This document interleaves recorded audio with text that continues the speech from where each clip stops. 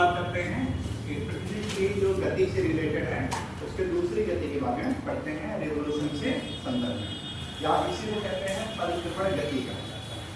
तो परिक्रमण का मतलब देखिए क्या हो रहा है कि किसी की परिक्रमा करना, यानी जब पृथ्वी अपने ऑर्बिट पर यानी चक्रण कर रही है तो उसी को नाम दिया जाता है परिक्रमण गति के बारे में कहा जाता है।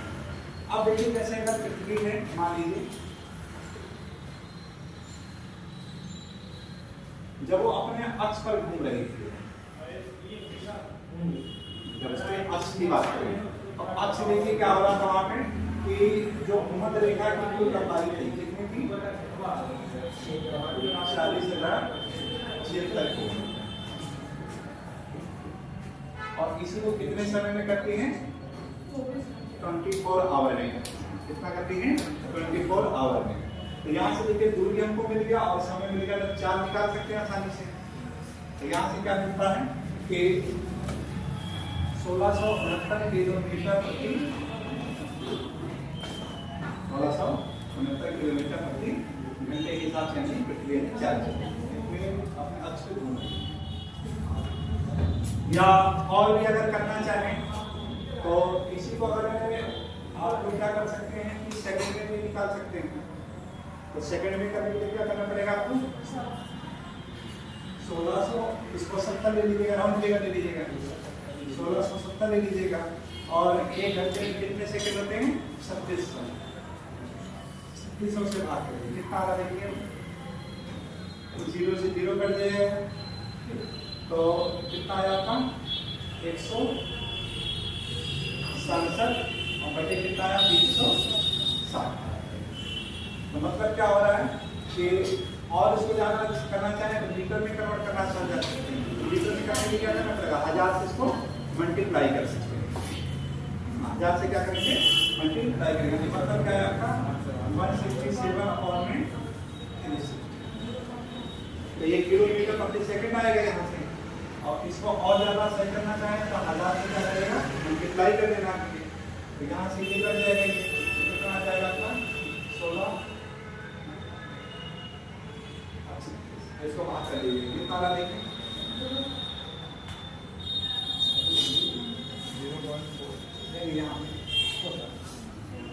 16,700 डिवाइड कर देगा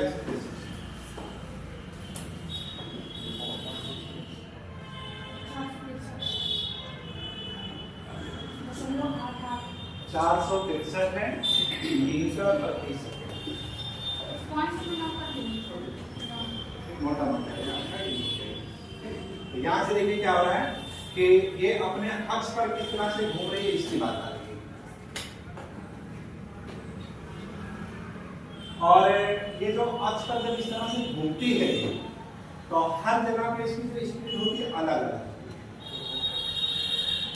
इसकी स्पीड क्या होगी, अलग अलग। कहने का मतलब देखिए क्या होगा कि भूमध्य रेखा से ध्रुवों की ओर जाने पर प्रत्येक अक्षांश पर इसकी जो स्पीड होगी वो क्या हो जाएगी, आपकी घटती चली जाएगी। क्या हो जाती है, घटती चली जाती है। क्यों घटती चली जाती है, क्योंकि भूमध्य रेखा की लंबाई से जैसे देखा जाए उत्तर की तरफ जाएंगे तो उसकी लंबाई क्या हो जाएगी, कम होती चली जाती है। तो इसी का प्रभाव किससे पड़ता है, कोरियालिस फोर्स पे पड़ता है। कि कोरियालिस फोर्स क्वेश्चन आता है, जो कोरियालिस फोर्स होता है सबसे ज्यादा प्रभाव कहाँ पर पड़ेगा, तो भूमध्य रेखा पर जाता है। कहाँ पर होता है, भूमध्य रेखा पर इसका प्रभाव सबसे ज्यादा होता है। यानी जो अपने पथ पर विक्षेपित होती है सबसे ज्यादा विक्षेपित कहाँ होगा, भूमध्य रेखा पर विक्षेपित ज्यादा होगा। उसी का परिणाम क्या होगा, फिर आपका जेट वायु का चलना होता है, जो कि आगे चलकर के हम लोग क्लाइमेट में पढ़ते हैं। मतलब क्या हुआ कि भूमध्य रेखा के आसपास, भूमध्य रेखा से उत्तर और भूमध्य रेखा से दक्षिण, यहाँ पर क्या होगा, हवाओं की स्पीड यानी काफी तेजी से संग्रहण होगा, ऊपर की ओर चलती, उसी का परिणाम जेट हवाओं का परिणाम होता है। और यही कारण है जितने भी चक्रवाती तूफान आते हैं तो यहाँ से होते उठते हैं और कहाँ पर है, उच्च अक्षांश के आसपास 30-35 के आसपास आकर के गिरते हैं। यही कारण जितने उष्णकटिबंधीय चक्रवात होते हैं सबके सब क्या है, उनका एक कारण है। एक कारण कैसे बन रहा है वो आपको ये बता कि जैसे जैसे हम लोग भूमध्य रेखा से उत्तर की तरफ जाएंगे या भूमध्य रेखा से दक्षिण की ओर चले जाएंगे तो परिणाम क्या होगा, पृथ्वी की जो घूर्णन चाल होगी वो कम होती है।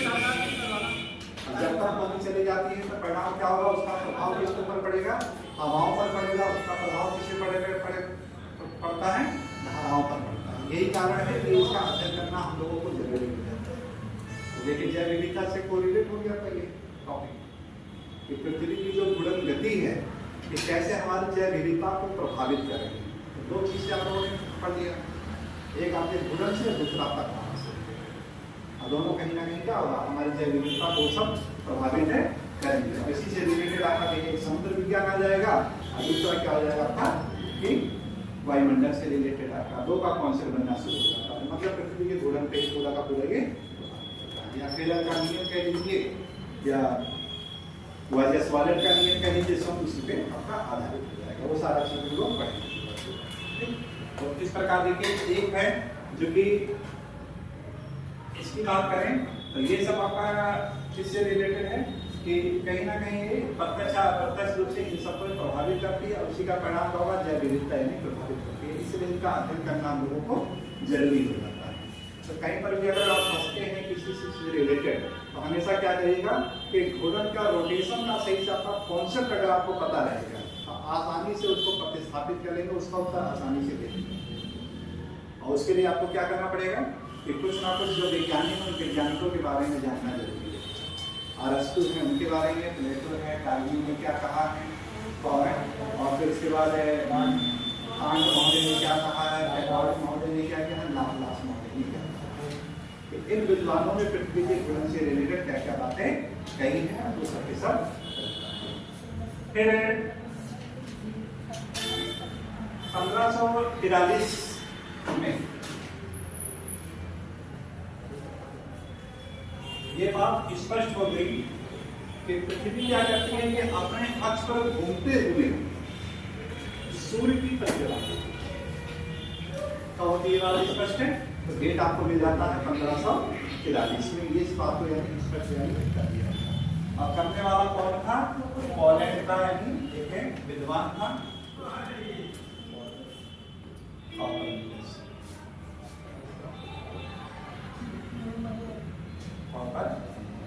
बाद में देखिए क्या होता है इसके साथ, जिस साल ये अपनी थ्योरी देता है, इस बात को बता रहा है, उसी साल क्या हो रहा है, उसकी मृत्यु हो जाती है। जिस साल ये अपना ये सिद्धांत दिया है उसी साल क्या हो रहा है, इसकी मृत्यु भी हो जाती है। कि मस्तिष्क से रक्त का स्राव हो जाता है, इस वजह से क्या हो रहा है वो, लेकिन जो उसने जो बताया वो पूरे जीवन में क्या होता है। तो बात आती है कि परिक्रमण गति से रिलेटेड। तो परिक्रमण गति का एक आपको डेट मिल जाता है, कब आता है, वो क्या होगा आपका 1500। मतलब क्या है, 1543 से पहले कोई ये नहीं कह पाया था या सिद्ध नहीं कर पाया था कि पृथ्वी क्या कर रही है कि अपने ऑर्बिट पर यानी कर रही है। इससे पहले कोई अगर कोई जानता भी था, कोई अगर इसके अंदर जिज्ञासा भी थी, तो पोप का इतना ज्यादा कहर था कि वो अभिव्यक्ति ही नहीं करता। बात को कहने का इसके अंदर साहस था ही नहीं। जानते थे अगर वो बात कहेगा नहीं कुछ तो वो क्या है, उनको जिंदा मरवा देगा। और ये दौर उस समय का है, मार्टिन लूथर का भी समय चल रहा है जर्मनी। ये सब ये पुनर्जागरण, एक आता टर्मिनोलॉजी आएगा हम लोगों का कि पुनर्जागरण काल हो रही है। और उसी के दौरान पूरा हम लोग डिटेल ये सब पढ़ते हैं। मतलब लोगों को यानी पुनः जगाएंगे, जो यानी परंपरावादी रूढ़िवादी समाज था उस पर क्या है, रेशनल माइंड को यानी बात किया गया, उसको विवेकशील बनने की बात की गई। यानी किसी बात को क्या है डायरेक्टली एक्सेप्ट मत करिए, उस पर क्या करें, तर्क वितर्क कीजिए। अपने लॉजिकल माइंड का है ना, रेशनल माइंड का क्या है, इस पे यूज करिए। अगर ईश्वर ने आपको विवेकशील प्राणी बताया है तो किसी भी बातों को डायरेक्ट क्यों, उस अपना भी तो हो सकता है कि मे भी ऐसा भी तो हो सकता था। तो इन सब से रिलेटेड सारी बातों को आप कर सकते हैं। और ये आज भी चल रहा है ये सब चीजें, ऐसा भी नहीं। तो इन लोगों ने इतना दिया है, बताया है, तो इसी के चलते आज भी इस पर यानी सब रिसर्च चल रही है। तो मतलब अगर रेगुलेशन की बात करेंगे तो 1543। फिर बात आती है कि सर रेवोल्यूशन का अध्ययन क्यों करें।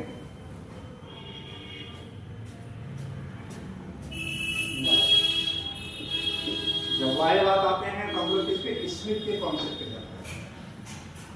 स्मिथ नाम सुना होगा आप लोगों ने?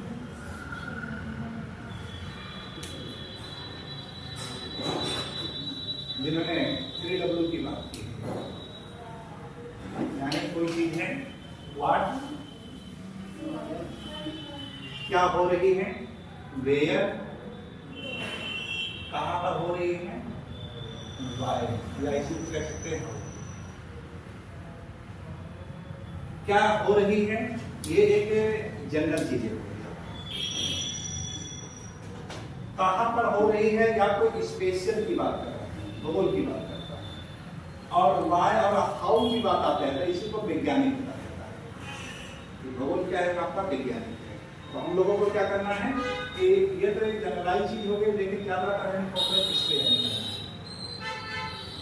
जैसे एक क्वेश्चन जो आता है कथन और कारण, कथन और कारण जो होता है, लेकिन जो कथन होता पहले होता है और कारण होता पहले, ये दोनों आपके कथन स्टेटमेंट होते हैं और कारण भी होता है। यानी क्या होता है, कथन और कारण होता है कि क्वेश्चन को ज्यादा रेशनलाइज कर देता है, वैज्ञानिक बना देता है। और ज्यादातर है इसलिए देखिए हमेशा कोई सा पेपर अगर नेट का देखेंगे 8-10 क्वेश्चन आपका क्या है बिल्कुल इसी तरह के, या आईएएस का क्वेश्चन देखेंगे, आईएएस में भी इस तरह के क्वेश्चन को डाले जाते हैं। तो बात आती है कि परिक्रमण है, परिक्रमण का अध्ययन क्यों करना चाहिए, कुछ ना कुछ तो रीजन है। तो बात आती है, उत्तर क्या आता है कि क्यों करें, तो होता है कि changes of the season, changes of the season, यानी क्या होगा कि मौसम में परिवर्तन।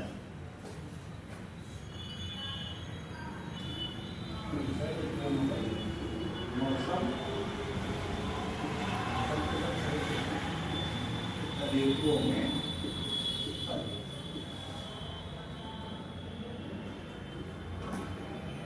यानी यहाँ पे हम लोग जलवायु की बात नहीं कर रहे हैं। यहाँ पे क्या है, जलवायु की बात है नहीं कर रहे हैं। जलवायु की बात आती है तो ग्लोबल वार्मिंग, तो आ जाएगा क्वेश्चन कि परिक्रमण का प्रभाव पड़ता है तो क्या पड़ेगा, मौसम या ऋतुओं में परिवर्तन, क्षण प्रतिक्षण यानी परिवर्तित होता है। क्षण प्रतिक्षण मतलब साल, 1 साल 2 साल के अंदर का जैसे क्षण प्रतिक्षण यानी कम समय के अंदर। तो इसी के परिणाम क्या होगा कि मौसम में परिवर्तन होता है, या जो आपकी शरद ऋतु होती है, ग्रीष्म ऋतु होती है, सबका प्रभाव क्या होता है इसी परिक्रमण के परिणाम का। दूसरे शब्दों में कहते हैं कि सर इसका जो प्रभाव होता है वो क्या होगा आपका कि वर्ष में परिवर्तन, वर्ष में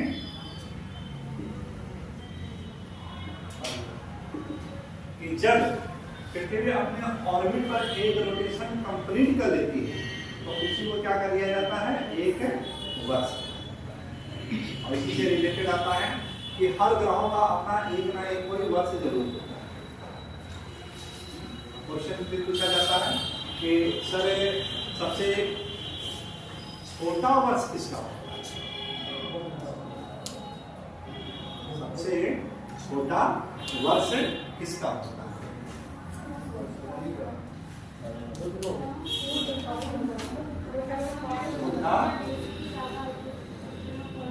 वर्ष किसका होता है, तो देखिए छोटा वर्ष की बात करें तो यहाँ पे क्या होगा कि हम लोगों को कैलकुलर पे जाना पड़ता है। किस पे जाना पड़ेगा, कैलकुलर। कैलकुलर का जो तीसरा नियम है वो आपका इसी सिद्धांत को बताता है। कैलकुलर का तीसरा नियम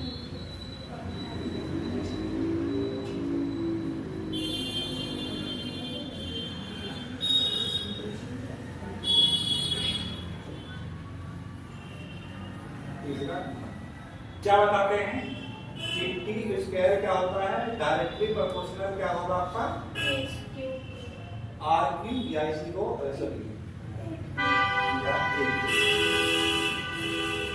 इसे क्या दिया गया है, T square directly proportional R cube या ऑब्लिक में लिख सकते हैं एक, दोनों में से कोई ना कोई जरूर मिलता है। या इसी को ये भी कह सकते हैं आप लोग कि sir T square equal to होता है के आर। के की वैल्यू क्या होती है यहाँ पे, इस तरह से। फिर यहाँ पे देखिए जो बात रखी गई है टी का मतलब क्या है, तो टी का मतलब है कि ऑर्बिट पर जो यानी परिक्रमा कर रही है उसके समय को लिया जाता है। टी क्या है आपका, परिक्रमण काल, यानी परिक्रमण काल का जो वर्ग होगा किसी भी ग्रह का सूर्य से कितनी दूरी पर है, आर क्या हो जाएगा, कि ग्रह का सूर्य से दूरी, ग्रह का सूर्य से दूरी कि जैसे मान लिया जाए कि ये एक ग्रह का रूप ले लेते हैं लोग, और आप लोग जहां पर हैं कि आपसे कितनी दूरी पर है, तो जितनी दूरी पर है उसका क्या निकाल दीजिए आप लोग, क्यूब निकाल दीजिए, और कितने समय में ये आपका एक रोटेशन पूरा ये कर रही है, रेवोल्यूशन कितना ये कर रही है, उसी का क्या लीजिए वर्ग, हमेशा क्या होगा, वैल्यू क्या होगा आपका बढ़ता चलेगा। यानी यहाँ से देखिए क्या है कि एक चीज निष्कर्ष में आ जाता है कि जैसे जैसे आर की वैल्यू बढ़ेगी, यहाँ से यही ना कि जो परिक्रमण काल होता है वो क्या होगा, अब आर के यानी बिल्कुल प्रभावित होगा, मतलब दूरी अगर बढ़ेगी तो क्या होगा, परिक्रमण काल बढ़ता चला जाएगा। यानी यहाँ से देखिए क्या निष्कर्ष में है, एक चीज के पॉइंट में आ जाता है कि आर को अगर इंक्रीज करेंगे, दूरी को इंक्रीज करेंगे, तो परिणाम क्या होगा आपका, जो परिक्रमण काल की अवधि होगी वो बढ़ता चला जाएगा। अब देखिए छोटे बच्चों को जब इस तरह से आपको पढ़ाना रहेगा, ठीक है, कि कैसे इसको समझाएं उनको ये सारा कैपिटल का नियम, क्योंकि 10th क्लास में ये सब साइंस में कहीं ना कहीं पढ़ते हैं हम लोग, तो उनको क्या करें, मैदान में फील्ड में ले जाइए आप लोग, एक सेंटर में है, आप खड़े हो जाइए और अपने चारों तरफ क्या है ऑर्बिट बनाते चले जाइए और सबको लाइन से खड़ा कर दीजिए। अब देखिएगा जो आपके सबसे नियरेस्ट होगा वो क्या होगा, जल्दी से दौड़ करके अपने स्थान पर वापस आ जाएगा। जैसे आप ये सेंटर में इस तरह से खड़े हो जाइए, एक स्टूडेंट को यहाँ पे खड़ा करिए, बी को ये हो जाएगा, सी को ये, और ये क्या करेगा, जब ऐसी रोटेशन है, चुनाव बिल्ली वाली कहानी याद आ रही है ना,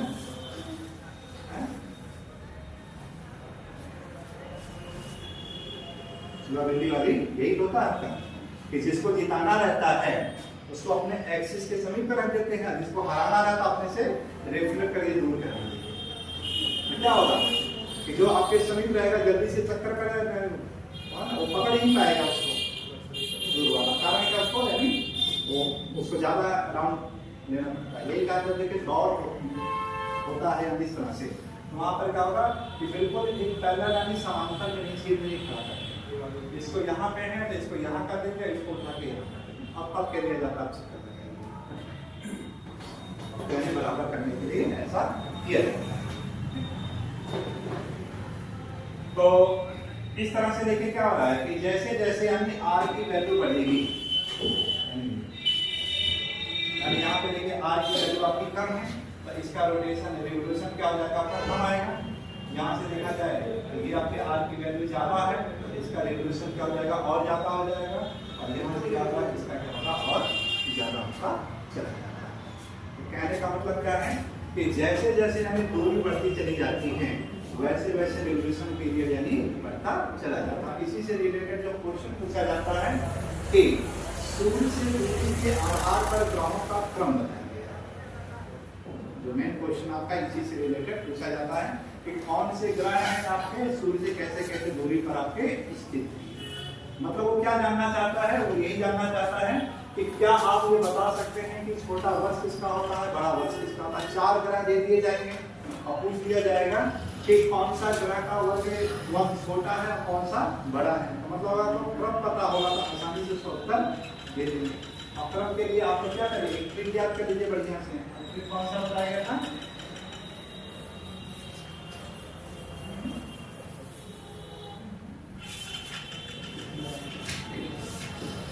वस्ता की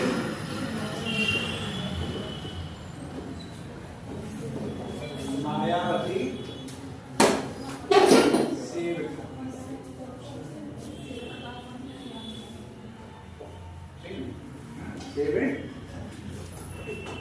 तो यहां से देखिए क्या होगा, बुध ग्रह हो गया, ये क्या हो जाएगा आपका शुक्र, और पास से क्या हो जाएगा आपका पृथ्वी। की को क्या कर दिएगा, सेकंड कर दिएगा। माया में इसका पहला अक्षर दिएगा मंगल। वती में क्या हो जाएगा आपका बृहस्पति, और एस से क्या हो जाएगा आपका शनि, और आ से क्या हो जाएगा आपका अरुण, और बा से क्या हो जाएगा। यानी इस तरह से आप लोगों ने क्या किया, ग्रहों का एक आपको क्रम मिलना शुरू हो जाता है। अब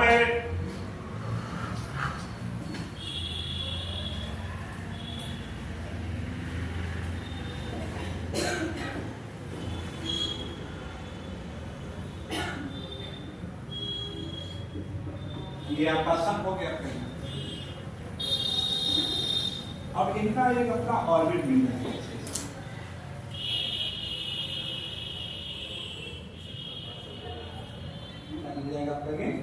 ऑर्बिट ऐसे मिल जाता है। फिर बात आती है कि जो ग्रह होते हैं सूर्य के किस तरफ यानी वो चक्कर लगाते हैं, क्लॉकवाइज की एंटी क्लॉकवाइज। जो ग्रह होते हैं वो सूर्य के किधर यानी चक्कर लगाते हैं, क्लॉकवाइज बोलते हैं कि एंटी क्लॉकवाइज बोलते हैं। क्लॉकवाइज जितने भी ग्रह होते हैं वो सूर्य की जो परिक्रमा करेंगे तो कैसे करेंगे, आपसे एंटी क्लॉकवाइज।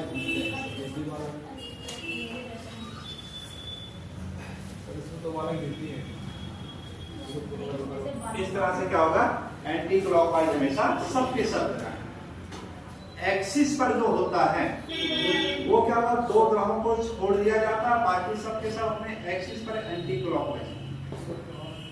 एक आपका शुक्र है और दूसरा क्या आपका है वेनस, ठीक है ना। ये दो को छोड़ दिया जाता, बाकी इस तरह का जो परिक्रमा की बात करते हैं ये क्या होता है आपका एंटी क्लॉकवाइज। क्यों? क्योंकि ब्रह्मांड में जितनी भी सारी चीजें हैं वो सब एंटी क्लॉकवाइज की। गैलेक्सी है, गैलेक्सी का भी क्या आपका एंटी क्लॉकवाइज से रिलेटेड। सूर्य है, गैलेक्सी का जो चक्रण कर रहा है वो भी एंटी क्लॉकवाइज है, और उसी सूर्य से सारे ग्रह बने हुए हैं। तो मतलब क्या है कि जब पिता इस तरह से चक्कर लगा रहा है और पुत्र भी क्या कर रहे हैं, पीछे पीछे इस तरह से चल रहे हैं। दो बेटे नाना है सर, इनकी अच्छी गति का परिक्रमण अलग है ना। वैसे परिक्रमण तो सबका सेम ही है, अपनी अक्ष पे ये लोग उल्टा घूमते हैं ना शुक्र और अरुण। यहाँ पे बात हम किसी की बात परिक्रमण की बात कर रहे हैं, अक्ष की बात नहीं। जब आप अभी बता रहे हैं ना जैसे दो का उल्टा घूर्णन है तो उनकी परिक्रमा उल्टी नहीं है, उनका अपनी अक्ष पे ही घूर्णन तो उल्टा है। उसी पता है हम वही कंफ्यूज कि परिक्रमण है सबका सेम है। मतलब देखिए क्या है, बुद्ध की बात करें आप लोग तो बुद्ध भी देखिए क्या कर रहा, अपने अक्ष पर इसी तरह से घूम रहा है। शुक्र की बात करें तो शुक्र का आपका इस तरह से ऐसे घूमते हुए इसके चारों तरफ घूमता है। तो इस तरह से कंफ्यूज नहीं होना। अब बात आती है कि ये जो शुक्र और अरुण है क्या कारण है कि ये एंटी क्लॉकवाइज क्यों घूम रहे हैं, तो सॉरी क्लॉकवाइज क्यों घूम रहे हैं, तो इसका उत्तर आज तक भी नहीं कोई खोज नहीं करता है, क्योंकि इसी का उत्तर है लाप्लास मॉडल से। क्योंकि लाप्लास अपने समय के देखा जाए बहुत बड़े विद्वान थे। 1796 में इन्होंने जो अपनी बात कही है, 150 साल तक अपनी बात को कोई काट नहीं कर पाया है। 150 साल तक की बातें वो सब लोगों ने एक्सेप्ट किया था। बाद में हुआ क्या, जब इसी पर लोगों ने कटाक्ष लगाया कि आप ये बताइए कि जो शुक्र है, शुक्र ऐसा क्या कारण है कि अपने अक्ष पर इस तरह से उल्टा क्यों घूम रहा है, तो ये उनकी आलोचना वहां पर उनका जवाब नहीं मिल पाया और आज तक इसका नहीं मिल पाया। ये क्या है, अभी भी रिसर्च का विषय बना है कि क्या कारण है ये दोनों अपने अक्ष पर क्यों ऐसे या नहीं, सब बेटे थे तो लायक में दो नालायक क्यों है, तो उसके नारायण का क्या कारण है, रीजन है, आज भी ये रिसर्च का विषय बना है, क्यों ऐसा। तो जो कोरियोलिस फोर्स है वो सिर्फ उसके अक्षीय गति पर ही निर्भर कर रही है या अपना परिभ्रमण करेंगे या फिर परिक्रमण करेंगे? कोरियोलिस से आपके अक्ष से सिर्फ परिभ्रमण। तो क्या सबके पास अपना कोरियोलिस फोर्स होगा? आ रहे हैं में।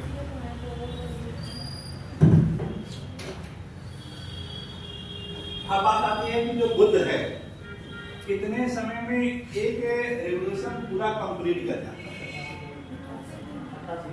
तो उत्तर क्या होगा आपका 88 दिन।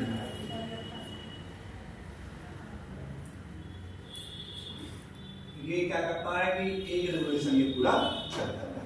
मतलब क्या है, अगर आपसे पूछा जाए कि ये बताइए कि बुध है जो कि सबसे छोटा वर्ष होता है वो कितने दिन का होता है, तो वहां का जो वर्ष होता है कितना दिन का होता है, 88 दिन से। फिर दूसरा आता है कि ये अपने अक्ष पर है, वो जो घूम रहा है एंटी क्लॉकवाइज, इसका क्या समय है, तो कहीं कहीं 57 मिलेगा, कहीं नियर अबाउट यानी मान के चलिएगा भाई 57, 58, 59 के आसपास ही रहेगा, सबका रेफरेंस यानी एक तरह से है। दूरी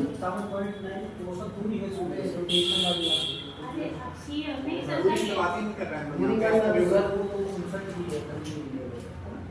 दूरी की ध्यान हम लोगों ने बात नहीं किया है। यहाँ पे क्या है, जैसे जैसे दूरी पड़ती है बता दिया सीधे, क्योंकि आप लोगों से दूरी का भी पूछेगा, बस आपको ये रहेगा कि उससे रिलेटेड आएगा कि जैसे जैसे दूरी बढ़ रही है वैसे वैसे क्या हो रहा है, उनका वर्ष यानी बढ़ता चला जाता है। आपके लिए ये इंपॉर्टेंट हो जाता है कि कितने समय में एक रेवोल्यूशन पूरा करता है, तो 88 दिन में ये हो जाता है, 59 के आसपास आपका ये, तो मतलब एक निष्कर्ष में क्या निकलता है यहाँ से कि यहाँ का जो दिन होता है वर्ष से हमेशा क्या होगा, आपका छोटा होगा। निष्कर्ष में क्या निकला यहाँ का कि बुध का जो दिन होगा वर्ष से क्या होता है, छोटा होता है। अब आते हैं शुक्र की बात करते हैं, तो शुक्र भी देखिए इसके चारों रेवोल्यूशन कर रहा है। अब बात आती है शुक्र कितने समय में करता है,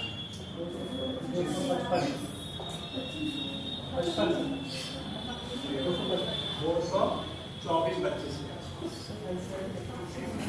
नियर अबाउट 224-25 आपको मैक्सिमम आपको ये मिलता है।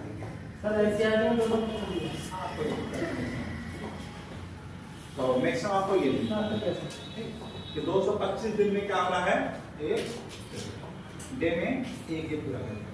लेकिन जब ये अपने अक्ष पर क्लॉकवाइज घूर्णन कर रहा है अक्ष पर, तो ये यानी कितने समय में करता है, 243।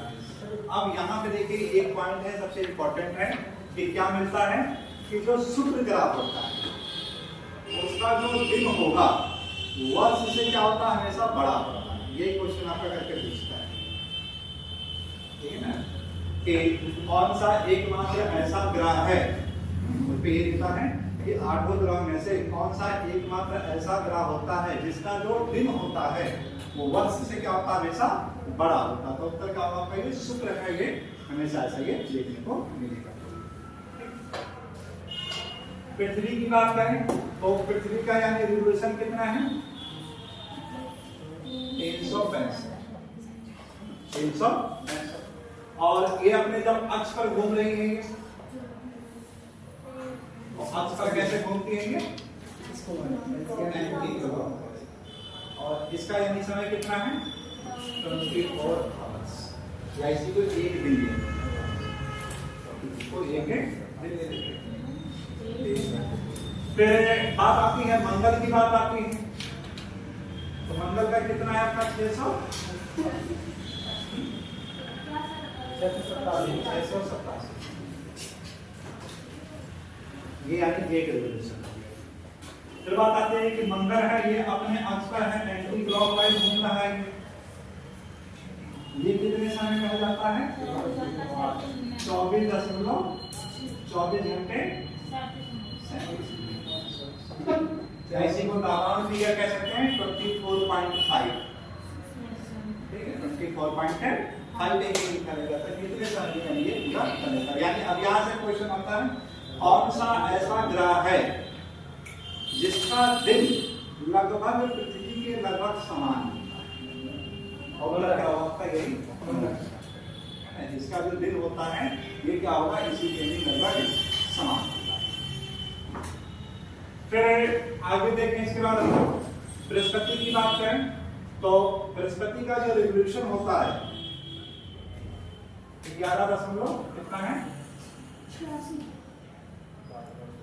86 वर्ष, या इसी को राउंड फिगर क्या 12 ले लिया, इसी को क्या ले लिया गया है 12 वर्ष ले लिया गया। और जो महाकुंभ की बात करते हैं तो इसी गुरु ग्रह पर यानी लिया गया, जब इसकी एक परिक्रमा पूरी हो जाती है तो एक कुंभ, और जब 12 परिक्रमा पूरी हो जाती है 144 वर्ष, तो इसी को कहा जाता है महाकुंभ।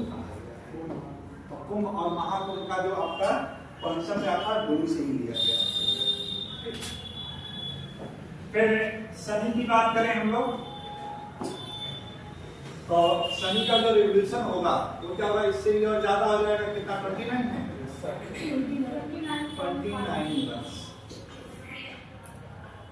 अच्छा हाँ, इसकी बात करें बृहस्पति की तो बृहस्पति देखिए एंटी क्लॉकवाइज घूम रहा है, तो कितना लग रहा है 9 घंटे 90 यानी 10 घंटे के आसपास यानी लग रहा है। 9 साढ़े 9 कहेंगे, 9:30 भी मिलेगा आप लोग, हल्का फुल्का कहीं डिफरेंस आपको मिलेगा। अब लोगों ने कहाँ से अपना अपना रेफरेंस उठाया है, तो कहने का मतलब क्या है कि अपने अक्ष पर बहुत तेजी से घूमने वाला, या सबसे छोटा दिन यानी किसका होता है, तो क्या बताएंगे आप लोग गुरु का ही। फिर शनि की बात करें हम लोग तो शनि में देखिए क्या कर रहा है, अपने अक्ष पर घूमता है ये, और कैसे घूमता है ये एंटी क्लॉकवाइज, और ये कितने समय में पूरा कर लेता है 10 घंटे, कितना दिया इसका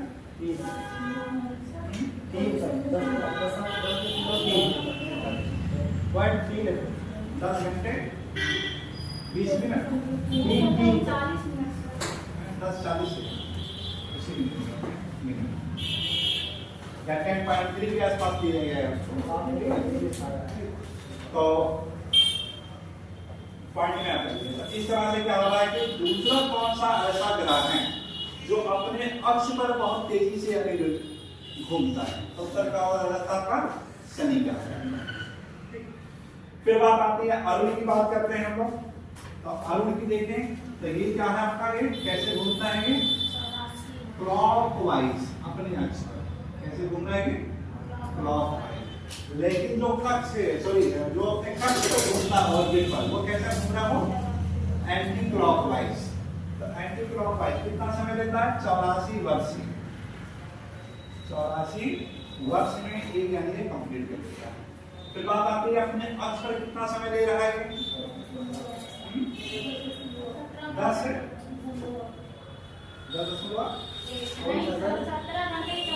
घंटे के सर आपको कैसा लग रहा है? तो आप समय लिखाया ना। इसके बाद वरुण की बात करें हम लोग, वरुण की बात करें तो वरुण देखिए क्या कर रहा है कि ये भी आपका रिवोल्यूशन का समय कितना लग जाता है 165 वर्ष के कितना लग रहा है 165 वर्ष। और इसका जो है अपने बच्चे क्या बात है मैथ्स से ज़्यादा समझ में आएगा, ये सब क्वेश्चन ज़्यादा ऊपर नहीं आएगा, बस ज़्यादा देगा क्या है कि इनके कारक को घंटे और बढ़ते क्रम की बात करते हैं, उस पर आप ध्यान दें, नहीं तो घंटे का थोड़ा बहुत डिफरेंस रहेगा, उसे मत जाइए। तो 165 वर्ष यानी इसका वर्ष, और इस प्रकार बल्ब है, बल्ब अपने अक्ष पर जो घूम रहा है वो कितना मीटर लगा रहा है, 16 मीटर के आसपास है। तो यानी यहाँ से देखिए क्या निष्कर्ष है, जो कैलेंडर का नियम है वो यही चीज आपको बता रहा है कि जैसे जैसे हम लोगों की यानी सूर्य से दूरी यानी बढ़ती चली जाती है, वैसे वैसे क्या हो रहा है, इनका रेवोल्यूशन पीरियड यानी बढ़ता चला जाता है। यानी टी स्क्वायर क्या होता है, डायरेक्टली प्रोपोर्शनल आर क्यू होता है। अगर आर की वैल्यू बढ़ेगी तो टी की वैल्यू क्या होगी, ऑटोमेटिक बढ़ती चली जाती है। और यहाँ से फिगर में यही आता है कि सबसे न्यूनतम पर आता है बुध है, फिर उसके बाद है शुक्र है, उसके बाद पृथ्वी है, फिर मंगल है। जैसे जैसे दूरी बढ़ रही है वैसे वैसे रेवोल्यूशन पीरियड यानी उसका बढ़ता चला जाता है। लाप्लास का यहाँ पे नियम नहीं लग रहा था ना, क्योंकि साइन का बढ़ रहा, घोड़े का जो समय है कम होने लग रहा था। वो तो कल की क्लास में पढ़े थे हम लोग, वही है ना, मतलब नहीं तो वो तो आपका कक्षी गति से तो फिर यहाँ पे सॉरी साइन बढ़ रहा है, एक्सिस पे साइन बढ़ रहा है, अक्षीय गति की बढ़ती चली आपका बात ठीक है, वही है।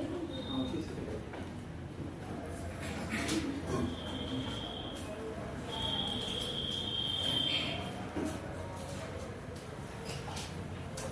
सर जैसे वहाँ पे आपने लिखा है कि परिक्रमण के उससे मौसम परिवर्तन का, तो जलवायु का ग्लोबल से कैसे कितना संबंध होगा, क्योंकि मौसम की तो जलवायु का निर्धारण कर रहा है कोई अभी जगहों पर, तो उसका कैसे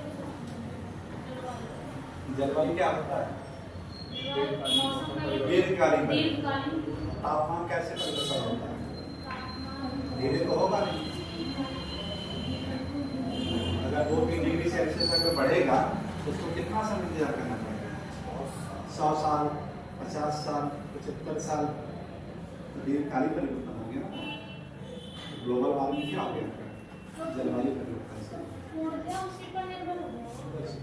क्योंकि जब भी देखिए जलवायु परिवर्तन करते हैं तो आप क्या है, उसके कारण यहाँ पे वैश्विक तापमान की बात है।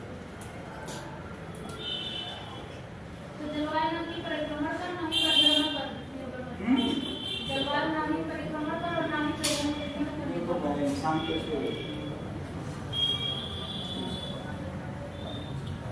इसका क्या है कि आपके दैनिक से रिलेटेड, दैनिक दिन प्रतिदिन हो गया, वर्ष के अंदर में आ जाता है।